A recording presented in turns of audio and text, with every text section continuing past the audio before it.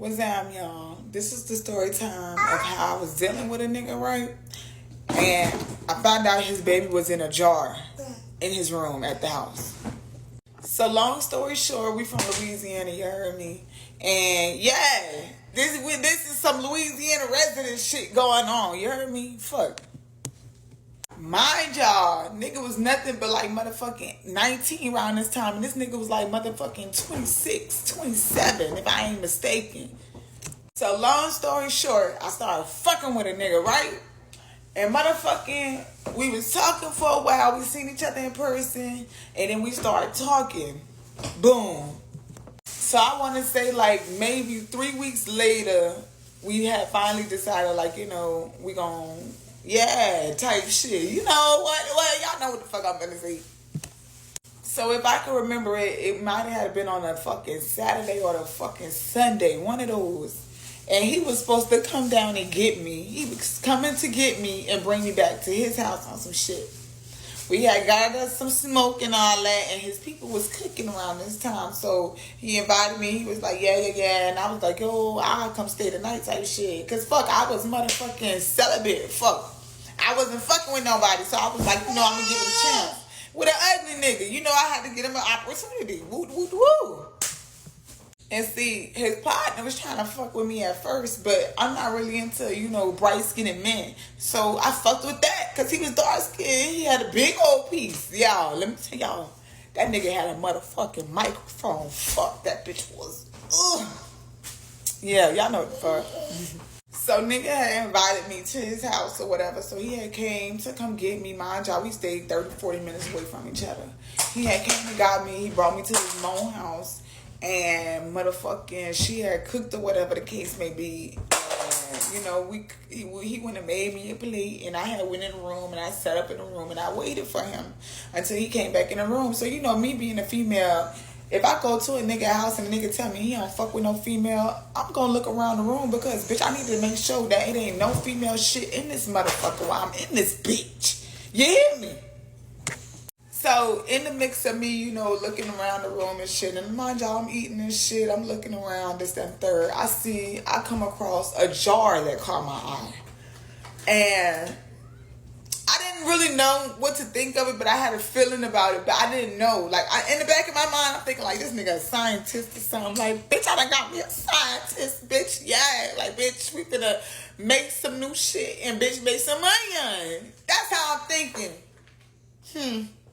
So in the back of my mind, I'm like, oh, I'm finna ask this nigga about this motherfucking job. Like, damn, my nigga, is you a scientist? Like, tell me. So he's sitting there, you heard me. He rolling his woods. Y'all know them 504 niggas gonna roll them fatties. You hear me? No cap. So he just rolling the motherfucking wood, looking ugly as a motherfucker. My nigga don't care about that. As he doing all that, I proceed to make a joke. And I'm like, oh, like, what you be into? Like, what you be doing?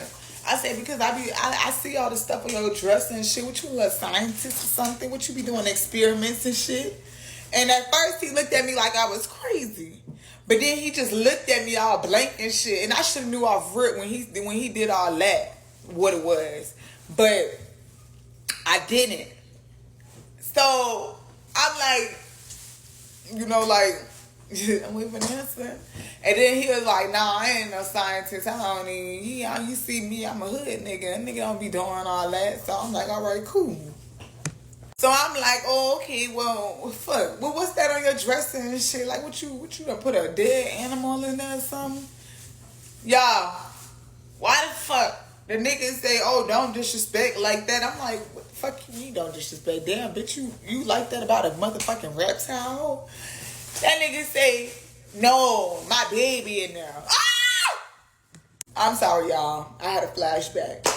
So I'm like, and I look at my phone. I'm like, damn. I don't want to laugh because I'm thinking like he's just trying to be funny or some shit.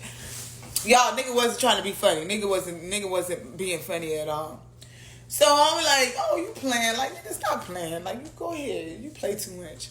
Son, why the nigga go in his phone and he pulls up the picture from when his baby mama had the miscarriage of the baby in the toilet, and that bitch picked the baby out of the fucking toilet and motherfucking put that baby up for him, right?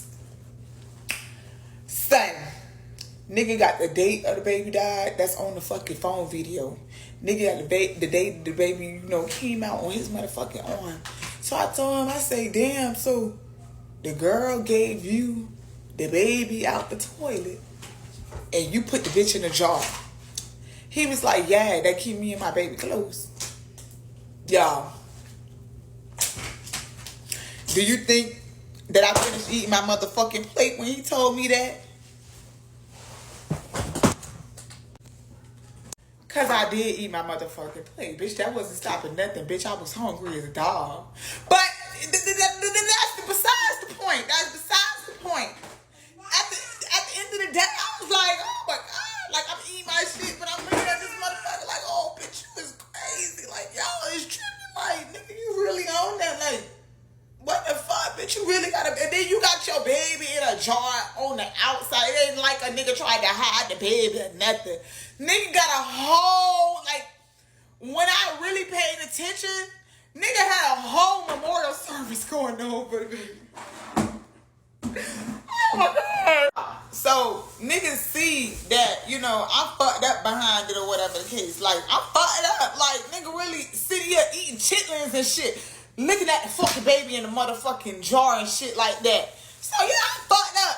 I'm so fucked up that I forgot I came over there to get fucked on some shit. So, nigga had to remind me, like, you know, we still finna on some shit. And I had to think to myself, like, damn, nigga, do I want to fuck? But I had to. I ain't even gonna hold y'all. I had to fuck. I had to do it. I had to do it. I had to do it.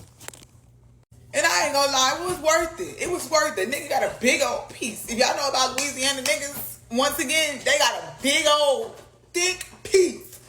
Son, nigga, fuck the dog out of me, right? Fuck the dog shit out of me, right?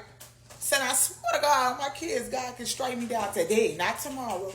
Son, when we finished, bro, if I could tell y'all how fast I hopped up that motherfucking bed and went in that motherfucking bathroom and cleaned myself up and was ordering motherfucking Uber. And mind y'all, niggas stayed like 30, 40 minutes from where I stayed at. Bitch, I didn't give a fuck. Bitch, ordered that motherfucking Uber. By the time I was back in the fucking room, I gotta go. My Uber outside. He like, damn, what you ordered an Uber for? I'm like, nigga, I had to go. Like, I got shit to do. He was like, oh, well, I could have took you back. No, baby, you did enough for me. Bitch, now I gotta think about this baby hunting me for the rest of my motherfucking life. Boy, fuck you. And I ain't never talked to him again. And he followed me on social media to this day. I swear to God. So if you hear this story, I'm sorry, but I have to tell it. I'm sorry. Rest up.